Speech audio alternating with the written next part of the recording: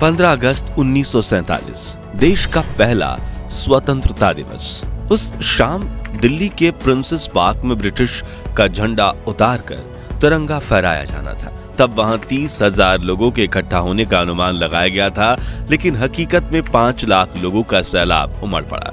खुद जवाहरलाल नेहरू और Lord Mountbatten को समझ नहीं आ रहा था कि मंच तक जाए कैसे।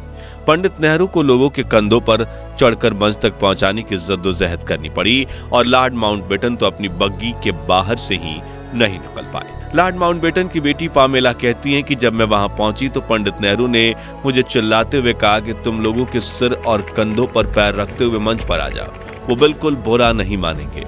तो मैंने कहा मैंने ऊंची एड़ी वाली सैंडल पहनी है जो लोगों को चुभ सकती है। तब नेहरू फिर बोले तो सैंडल को हाथ में लो और आगे बढ़ो। ये कहते हुए नेहरू भी लोगों के ऊपर से होते हुए मंच पर पहुंचे और फिर उन्हें देखते हुए मैंने भी अपनी सैंडल उतारकर हाथों में लिया और इंसानों के सरों पर कालीन की तरह पैर रखते हुए पहुंची, जहां मैं सरदार पटेल की बेटी मणिबेन पटेल के साथ जाकर खड़ी हो गई। उधर माउंटबेटन की बग्गी लोगों के सैलाबों के बीच इतनी बुरी तरह से फंस गई थी कि वो उसमें से उतरने की सोच भी नहीं सकते थे। इसलिए उन्होंने पंडित नेहरू की तरफ देखते हुए चिल्लाकर कहा, लेट्स होस्ट दी फ्लैग, यानी चलिए झंडा फहराइए। जिसके बाद प्रिंसेस पार्क में भारत का महान तिरंगा फहरा गया और माउंटबेटन ने अपनी बग्गी पर खड़े होकर ही तिरंगे को सलामी दी। जिसके बाद कुछ ऐसा हुआ जो अंग्रेजों के 200 सालों के शासन में कभी नहीं हुआ। जी हाँ, भारत की जनता ने पहली बार दिल से किसी अंग्रेज के नाम का जयकारा किया, वो थे लॉर्ड माउंटबेटन। हर तरफ एक ही नारा गूंज रहा था, माउंटबेटन की जय, पंडित माउंटबेटन की जय। उस दिन माउंटबेटन को वो सौभाग्य प्राप्त हुआ जो किसी अंग्रेज को नहीं हुआ था और उनकी आंखें खुशी से भर आईं। उस समय देश के करोड़ों देशवासियों ने आजादी का जश्न इतने बड़े स्तर पर मनाया कि जय हिंद जय भारत और भारत माता की जय के नारों की गूंज पूरी दुनिया के कोने कोने तक पहुंच गई। और आज की इस खास वीडियो में आपको देश के पहले स्वतंत्र दिवस की सैर पर ले जाने वाले हैं, जिसमें हम कुछ दिलचस्प किस्सों के साथ दुर्लभ वीडियोस भी देखेंगे। बाकायदा हम ब्रिटेन का झंडा उतारकर भारत का तिरंगा लगाने का दुर्लभ वीडियो भी देखेंगे। इन सब की मदद से आप उन खुशनुमा पलों को खुद महसूस कर पाएंगे। आपका सीना गर्व से चौड़ा हो जाएगा और तो और खुशी के आंसुओं से भर जाएंगी आपकी आंखें। तो पूरा वीडियो जरूर देखिएगा। दोस्तों, द्वितीय विश्व युद्ध में भले ही प्राइम मिनिस्टर विंस्टन चर्चिल ने ब्रिटेन को जीत दिलवाई थी, लेकिन इस जंग में ब्रिटिशर्स की कमर टूट गई थी। दूसरी तरफ भारत में आजादी के आंदोलन की रफ्तार काफी तेज हो चुकी थी।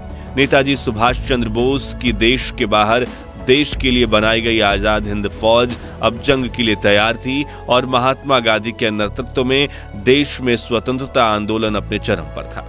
जो देख ब्रिटिशर्स ये समझ चुके थे कि अब अगर हम भारत को आजादी नहीं देंगे तो वह हमें बेइज्जत करके देश से बाहर खदेड़ फेंकेंगे। ऐसे में नए प्राइम मिनिस्टर रिचर्ड एटली ने 20 फरवरी 1947 को ब्रिटेन की हाउस ऑफ कॉमन्स में घोषणा करते हुए कहा कि हम 30 जून 1948 तक भारत को पूरी तरह से आजाद कर देंगे। लेकिन समय बीतने के साथ कुछ ऐसा हुआ कि भारत को आजाद करने की तारीख नजदीक आ गई। दरअसल भारत को आजाद करने की जिम्मेदारी देश के आखिरी वायसराय लुईस माउंटबेटन को दी गई थी, जो शुरुआत में इस काम में साल भर का समय लेने वाले थे। लेकिन देश की स्थिति अब नियंत्रण से बाहर होने लगी थी। इसी दौरान एक और स्वतंत्रता सेनानी लगातार संघर्ष कर रहे थे। वहीं दूसरी तरफ अंग्रेजों के डिवाइड एंड रूल षड्यंत्र की वजह से देश के कई इलाकों में जात पात के दंगे भड़क उठे थे। स्थितियां अंग्रेजों के हाथों से बाहर निकल रही थी। तभी ब्रिटिश इंडिया के आखिरी गवर्नर जनरल सी राजगोपालाचारी ने माउंटबेटन को समझाते हुए कहा कि अगर आपने 30 जून 1948 तक इंतजार किया तो वापस करने के लिए आपके पास कोई सत्ता ही नहीं बचेगी। यह बात उनके जहन में बैठ गई थी और लॉर्ड माउंटबेटन ने भारत को जल्द से जल्द आजाद करने का निर्णय लिया और 3 जून 1947 को इस प्रेस कॉन्फ्रेंस में ऐलान कर दिया गया कि 15 अगस्त 1947 के दिन भारत को आजादी दी जाएगी। साथ ही भारत और पाकिस्तान के नाम के 2 देश बनेंगे और इनके संविधान भी अलग अलग होंगे, जिससे लंदन में तो हैरानी का माहौल फैल गया, क्योंकि अब सोने के अंडे देने वाली ये चिड़िया 200 सालों बाद उनके कैद से आजाद होने वाली थी। लेकिन भारत में खुशियों का माहौल फैल गया, क्योंकि जिस आजादी के लिए लाखों फ्रीडम फाइटर्स ने अपनी जान दी थी, अब जल्द ही सभी देशवासी उस आजादी की खुली हवा में सांस लेने वाले थे। दोस्तों, क्या आप जानते हैं कि आजादी के दिन तो 15 अगस्त को चुना गया, लेकिन तब आजादी का समारोह 14 अगस्त की दरमियानी रात को ही क्यों शुरू कर दिया गया था? तो इसके पीछे भी एक खास कारण था। दरअसल भारत के वरिष्ठ ज्योतिषियों के मुताबिक 15 अगस्त का दिन शुभ नहीं था। उन्होंने कहा कि ग्रह नक्षत्र की स्थितियों के लिहाज से 15 अगस्त को इतना महत्वपूर्ण काम नहीं किया जा सकता, और सौभाग्य से 14 अगस्त के दिन सितारों की स्थिति 15 अगस्त की तुलना में ज्यादा बेहतर थी। लिहाजा फैसला लिया गया कि 14 अगस्त 1947 की ठीक आधी रात को यदि भारत को आजाद कर दिया जाए तो यह हर तरह से बेहतर साबित होगा। वायसराय लॉर्ड माउंटबेटन ने यह प्रस्ताव स्वीकार किया और 14 अगस्त की रात 11 बजे संसद भवन के सेंट्रल हॉल में स्वतंत्रता दिवस समारोह आयोजित किया गया, जिसकी शुरुआत सुचेता कृपलानी ने की, जो 60 के दशक में उत्तर प्रदेश की पहली महिला मुख्यमंत्री बनी। पहले अल्लमा इकबाल का गीत सारे जहां से अच्छा और फिर बंकिम चटर्जी का वंदे मातरम गाया, जो बाद में भारत का राष्ट्रगीत बना।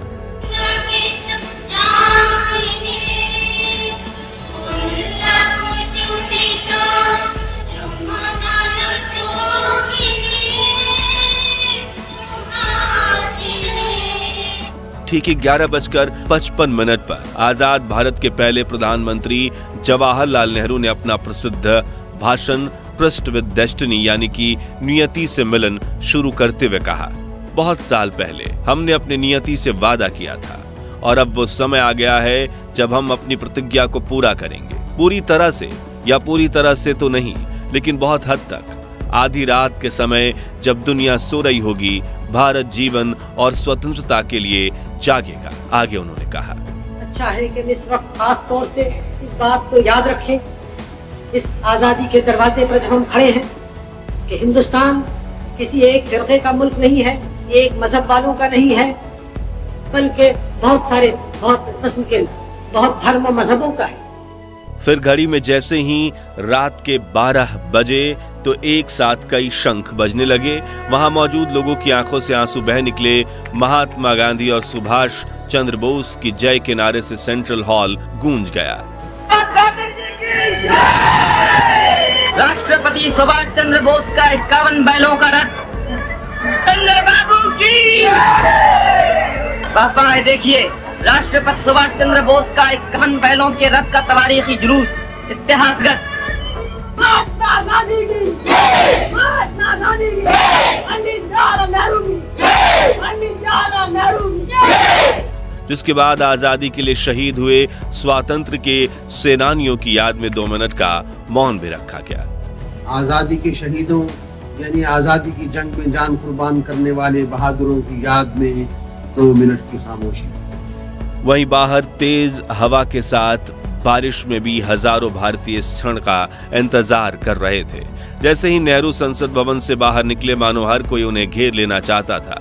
वरिष्ठ पत्रकार खुशवंत सिंह बताते हैं, हम सब रो रहे थे, एक दूसरे की भावनाओं में बह गए थे और आसपास में अनजान लोग भी खुशी से एक दूसरे को गले लगा रहे थे।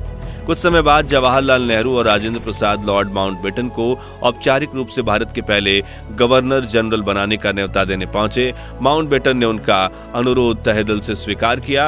उन्होंने पोर्ट वाइन की एक बोतल निकाली और अपने हाथों से अपने मेहमानों को वो शराब परोस दी। फिर अपना ग्लास भरकर उन्होंने अपना हाथ ऊंचा किया, बोले टू इंडिया। जिसके बाद पंडित नेहरू ने उन्हें एक लिफाफा देते हुए कहा, इसमें उन मंत्रियों के नाम है जिन्हें कल शपथ दिलाई जाएगी।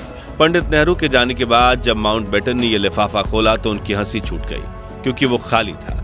पंडित जी आजादी के दिन इतने खुश थे कि वो उस लिफाफे में मंत्रियों के नाम वाला कागज ही रखना भूल गए थे। उस रात दिल्ली की सड़कों का वर्णन करते हुए एक अमेरिकन पत्रकार ने लिखा कि सड़कों पर लोग खुशी से चिल्ला रहे थे। हिंदू, मुसलमान और सिख सभी आजादी का जश्न मना रहे थे। ऐसा लग रहा था कि नए साल की पहली शाम का न्यूयॉर्क के टाइम स्क्वायर का नजारा हो। मित्रों, आजादी का यह समारोह सिर्फ दिल्ली तक सीमित नहीं था, बल्कि देश के हर कोने में स्वतंत्रता दिवस का जश्न मनाया जा रहा था। जैसे सपनों के शहर मुंबई में शहर के मेयर ने ताज जैसे खूबसूरत होटल में रात्रि भोज का आयोजन किया। हिंदुओं के धार्मिक शहर बनारस में एक मुसलमान द्वारा राष्ट्रीय झंडा फहराया गया, तो वहीं उत्तर पूर्व के पहाड़ी शहर शिलोंग में गवर्नर ने एक समारोह की अध्यक्षता में 4 जवानों द्वारा राष्ट्रीय झंडा फहराया गया। इन नौजवानों में हिंदू, मुसलमान और लड़के लड़कियां 2 जोड़ों में थे। यहाँ दिल्ली में आजादी का जश्न मनाकर कुछ लोग अपने घर चले गए, तो कुछ वहीं संसद भवन के पास हरे लॉन में और फुटपाथ पर सो गए। 15 अगस्त की सुबह 8:30 बजे लॉर्ड माउंटबेटन ने जवाहरलाल नेहरू को स्वतंत्र भारत के प्रथम प्रधानमंत्री के रूप में शपथ दिलाई। आइए इस ऐतिहासिक क्षण की दुर्लभ वीडियो देखते हैं। और हमारे सब प्रधानों के सामने फेडरल कोर्ट के चीफ जस्टिस न्यायमूर्ति श्री हरिलाल कन्या के हाथों देश सेवा की शपथ लेते हैं। इसी तरह गवर्नर जनरल के हाथों अपनी नई हुकूमत के मुख्य प्रधान पंडित नेहरू और दूसरे प्रधान देश सेवा की शपथ ले रहे हैं। बाहर खड़े हुए लोगों का जोश खरोश बढ़ रहा है, इस इंतजार में बेताब हैं कि कब नेताओं के दर्शन हों। आप हैं स्वतंत्र भारत के पहले प्रधान। अगले दिन दिल्ली की सड़कों पर लाखों लोगों का सैलाब उमड़ पड़ा। सड़कें लोगों से इतनी खचाखच भरी हुई थी कि गाड़ी छोड़िए साइकिल पर भी सफर करना मुमकिन नहीं था। शाम 5 बजे इंडिया गेट के पास प्रिंसेस पार्क में माउंटबेटन को भारत का तिरंगा झंडा फहराना था और ये अनुमान लगाया गया था करीब 30,000 लोग आएंगे, लेकिन लोगों की भीड़ बढ़ती गई और पूरे इलाके में 5 लाख लोग इकट्ठा हो गए। इतनी भीड़ भारत के इतिहास में कुंभ स्नान के सिवाय किसी भी अवसर पर एकत्रित नहीं हुई थी।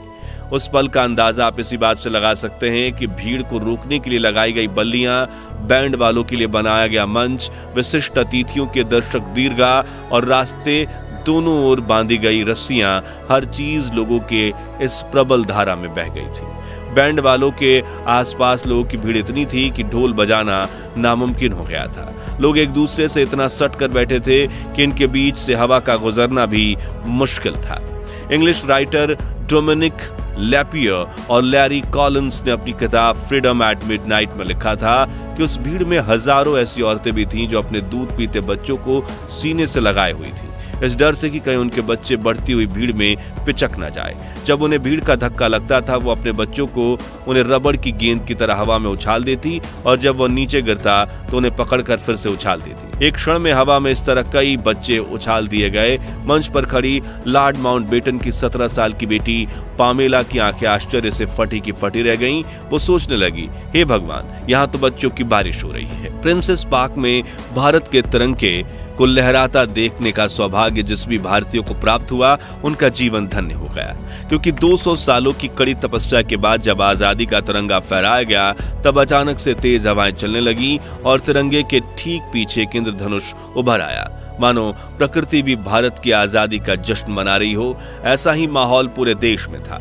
हर जगह जुलूस निकल रहे थे, लोग खुशी से एक दूसरे को गले लगा रहे थे और आजादी के जश्न को मना रहे थे। हालांकि देश के कुछ हिस्सों में लोग बंटवारे का दर्द भी सह रहे थे। उनके लिए 14 अगस्त की रात खुशनुमा नहीं बल्कि दुख, दर्द और पीड़ा भरी काली रात थी, जिस विषय में आप हमारी डिटेल्ड वीडियो डिस्क्रिप्शन में दी हुई लिंक से देख सकते हैं। और यही कारण है कि 15 अगस्त के दिन यहाँ राष्ट्रपिता महात्मा गांधी, जिनकी भारत की आजादी में अहम भूमिका थी, वो नहीं दिखाई दे रहे हैं, क्योंकि उस वक्त वो ना तो संसद में दिखे थे, ना राष्ट्रपति भवन में, ना इंडिया गेट पर और ना ही लाल किले पर। 14 अगस्त की रात प्रधानमंत्री जवाहरलाल नेहरू ने जो भाषण दिया था, वो भाषण गांधी जी ने नहीं सुना था, बल्कि उस रात वो 9 बजे ही सोने चले गए थे। उस वक्त गांधी जी कलकत्ता के बेलिया घाट में लगभग खंडहर हो चुकी हैदरी मंजिल नाम की हवेली में विश्राम कर रहे थे, क्योंकि देश के बंटवारे से शुरू हुई सांप्रदायिक हिंसा को शांत करवाने के लिए बापू 13 अगस्त को कलकत्ता पहुंचे, जहां वो हिंसक प्रवृत्तियों को रोकने की कोशिश कर रहे थे। 15 अगस्त की सुबह 2 बजे वो नींद से उठे और हिंसक दंगे रोकने और शांति स्थापित करने के लिए उपवास रखा, जिसके बाद उन्होंने गीता पाठ करवाया और दोपहर के वक्त बेलिया घाट में एक प्रार्थना सभा में पहुंचे, जहां समाज के हर तबके के लोग मौजूद थे। जी हां, इस तरह आजादी के दिन महात्मा गांधी ने अन्न का एक भी निवाला नहीं खाया था और वो आजादी के जश्न से भी दूर थे, क्योंकि वो देश में दंगे फसाद रोकना चाहते थे। तो साथियों, 15 अगस्त 1947 भारत के महान इतिहास का वह ऐतिहासिक दिन था जब हमारे देश को आजादी मिली। वहीं आजादी जिसके लिए भगत सिंह, राजगुरु, सुखदेव, चंद्रशेखर आजाद जैसे लाखों क्रांतिकारियों ने हंसते हंसते अपने प्राण की आहुति दे दी थी। वही आजादी जिसके लिए नेताजी सुभाष चंद्र बोस ने देश के बाहर देश के लिए आजाद हिंद फौज खड़ी कर दी थी, वही आजादी जिससे अहिंसा से पाने की कोशिश में महात्मा गांधी, सरदार पटेल और पंडित जवाहरलाल नेहरू के साथ करोड़ों भारतीयों का काफिला खड़ा था। तो दोस्तों, अगर आप भी देश को आजादी दिलवाने वाले फ्रीडम फाइटर्स पर गर्व करते हैं तो उनके सम्मान में कमेंट बॉक्स में जय हिंद, जय भारत जरूर लिखें। ये वीडियो अच्छा लगा हो तो लाइक और शेयर करके 11,000 लाइक्स के लक्ष्य को हासिल करने में हमारी मदद कीजिए और भारत के महान इतिहास से जुड़े ऐसे ही दुर्लभ वीडियोस के लिए हमारे चैनल को सब्सक्राइब करके पास वाली घंटी जरूर बजा दीजिए। मिलते हैं अगली वीडियो में। जय हिंद, वंदे मातरम।